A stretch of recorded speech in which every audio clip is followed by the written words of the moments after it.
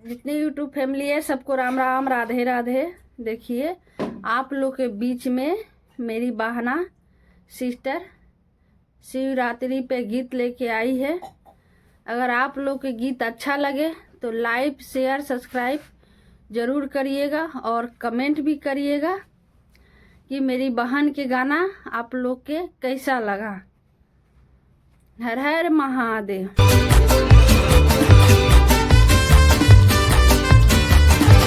हर महादेव। महागौरी गणेश की जय हो, शिव गुरु की जय हो। शिव गुरु के चरणों में प्रणाम करती हूँ, महागौरी गणेश के चरणों में प्रणाम करती हूँ, सभी गुरु भाई बहनों को प्रणाम करती हूँ और सभी यूट्यूब फैमिली को प्रणाम करती हूँ। मेरा प्रणाम। ले हाजीपुरवा के हो जाले पटना के हो जाले ना, शिव गुरु के चराचवा में के हो जाले ना, शिव गुरु के चराचवा में के हो जाले ना। ससुर जाले हाजीपुरवा, भसुर जाले पटना, सैया जाले ना, सैया जाले ना, शिव गुरु के चराचवा में सैया जाले ना, शिव गुरु के चराचवा में सैया जाले ना। के हो लैले बनारसी साड़िया, के हो लैले कंगना, के हो लैले ना, के हो लैले बनारसी साड़िया, के हो लैले कंगना, के हो लैले ना, शिव गुरु के गया नवा से के हो लैले ना, शिव गुरु के गया नवा से के हो लैले ना।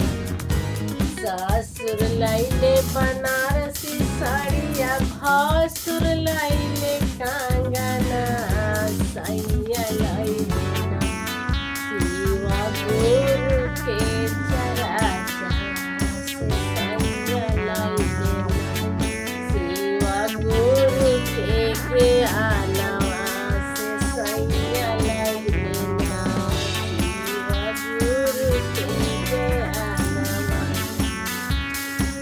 कहाँ रखब बनारसी साड़िया, कहाँ रखब कंगना, कहाँ रखब ना, शिव गुरु के गया नवा, कहाँ रे रखब ना, शिव गुरु के गया नवा, कहाँ रे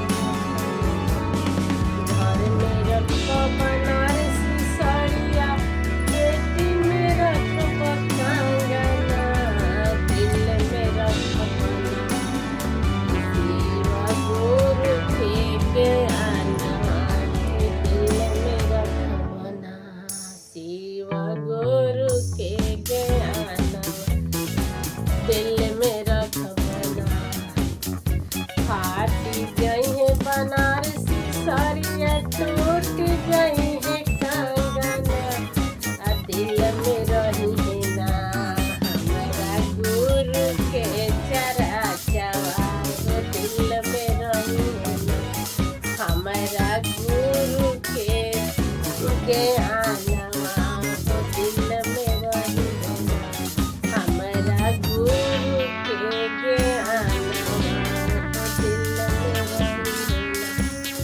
टूट गई है कंगना हो, फाट गई है साड़िया, दिल में रही ना, डूबे डूबे रही है ना, हमारा गुरु के ज्ञानवा, डूबे डूबे रही है ना, हमारा गुरु के ज्ञानवा, वो दिल में रही है ना, शिव गुरु के ज्ञानवा, वो दिल में रही है ना, शिव गुरु के ज्ञानवा। के हो गईले हाजीपुरवा, के हो गईले पटना, के हो गईले ना, शिव गुरु के चराचवा में